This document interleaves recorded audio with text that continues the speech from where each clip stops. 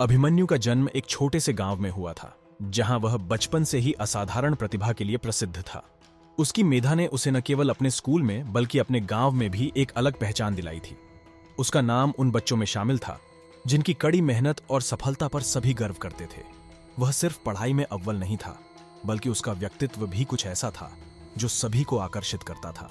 यह स्वाभाविक था कि उसे एक दिन आईआईटी में प्रवेश मिल जाएगा, और ऐसा ही हुआ। कहानी को आगे बढ़े उससे पहले शिव शंकर के सच्चे भक्त कमेंट बॉक्स में हर हर महादेव लिखे। जो भी महादेव को मानते हैं उनकी इच्छा जल्द ही पूरी हो जाएगी। आईआईटी में प्रवेश के बाद अभिमन्यु का जीवन एक नई दिशा में मोड़ लिया। उसे जल्द ही दुनिया के सबसे प्रतिष्ठित संस्थानों में से एक से शानदार शिक्षा मिली। आईआईटी में हर छात्र का सपना होता है कि वह किसी बड़ी कंपनी में काम करे और बड़ा नाम बनाए। अभिमन्यु का यह सपना भी सच हुआ जब उसे एक बहुराष्ट्रीय कंपनी से करोड़ों रुपए की नौकरी का प्रस्ताव मिला। उसकी जिंदगी अब एक आदर्श बन चुकी थी। उसके पास वह सब कुछ था जो किसी भी व्यक्ति की ख्वाहिश हो सकती थी। एक महल जैसा घर, शानदार कारें, विदेश यात्रा और तमाम भौतिक सुख सुविधाएं। लेकिन जैसे जैसे समय बीतता गया, अभिमन्यु के भीतर एक अजीब सा शून्य और असंतोष बढ़ता गया। उसने जो कुछ भी हासिल किया था वह उसे शांति नहीं दे रहा था। वह खुद से पूछने लगा, क्या यही असली खुशी है?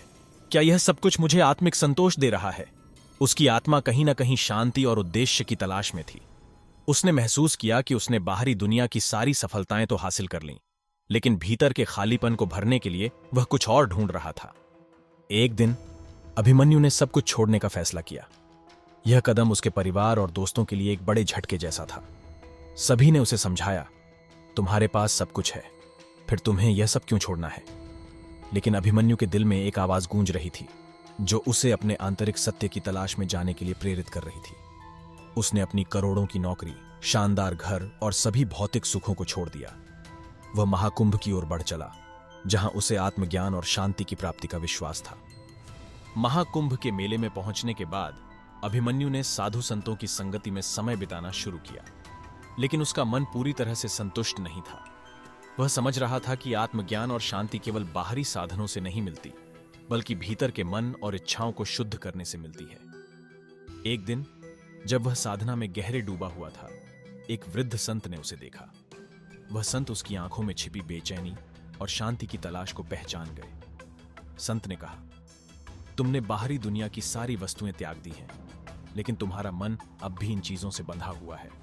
जब तक तुम अपनी इच्छाओं, भयों और आत्मिक बंधनों से मुक्त नहीं हो जाते, तब तक तुम सच्ची शांति नहीं पा सकते। इन शब्दों ने अभिमन्यु को गहरे स्तर पर झकझोर दिया। अब वह समझ चुका था कि भौतिक वस्तुएं और बाहरी मोहमाया केवल भ्रम है जो हमें हमारी असली शक्ति से दूर ले जाती हैं। उसे यह समझ में आ गया कि अगर उसे शांति और आत्मज्ञान प्राप्त करना है तो उसे अपने भीतर की सारी इच्छाओं, मोह और भयों को त्यागना होगा। अभिमन्यु ने अपनी साधना में गहराई से डूबना शुरू कर दिया। वह रोज घंटों ध्यान करता, योग करता और अपनी मानसिकता को शुद्ध करने का प्रयास करता। शुरुआत में यह आसान नहीं था। उसके मन में पुराने डर और इच्छाएं बार बार उठती थीं। लेकिन उसने अपनी साधना को निरंतर जारी रखा और धीरे धीरे उसे अपने भीतर एक अद्वितीय शांति का अनुभव होने लगा। अब वह न केवल बाहरी संसार से बल्कि अपनी पुरानी मानसिकता और विचारों से भी मुक्त हो चुका था। समय के साथ अभिमन्यु का रूप और उसकी ऊर्जा में एक अद्भुत परिवर्तन आया। उसकी उपस्थिति से अब आसपास का वातावरण भी बदलने लगा। उसे अब अभियोगी के नाम से जाना जाने लगा, जो शांति, संतुलन और दिव्यता का प्रतीक बन चुका था।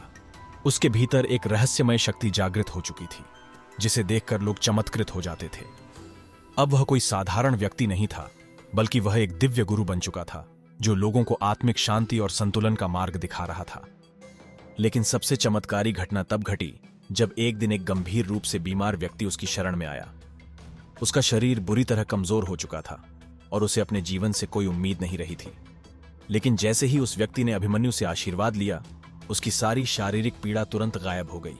यह घटना महाकुंभ के मेले में मौजूद सभी लोगों के लिए एक अद्भुत चमत्कार थी। लोग यह मानने लगे थे कि वह केवल एक साधु नहीं, बल्कि एक दिव्य शक्ति का स्रोत है। उन्हें अब ईट बाबा के नाम से पुकारा जाने लगा, क्योंकि वह अपनी उपस्थिति से हर चीज को बदलने की क्षमता रखते थे। ईट बाबा ने लोगों को यह सिखाया कि बाहरी दुनिया की सारी मोहमाया केवल अस्थायी है और सच्ची शांति भीतर से आती है। वह हमेशा कहते थे, हमारी असली शक्ति हमारे भीतर है और जब हम इसे पहचान लेते हैं तो दुनिया की कोई भी ताकत हमें शांत नहीं कर सकती। उनका जीवन यह प्रमाण था कि जब हम बाहरी मोहमाया से मुक्त होते हैं तो हम अपनी आत्मा के साथ सच्चा संबंध स्थापित कर सकते हैं और जीवन में कोई भी संकट हमें डिगा नहीं सकता।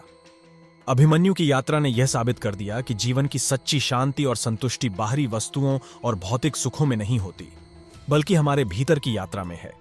उन्होंने अपने मोह माया और भूतकाल के सारे बंधनों को छोड़कर आत्मज्ञान की ओर कदम बढ़ाया।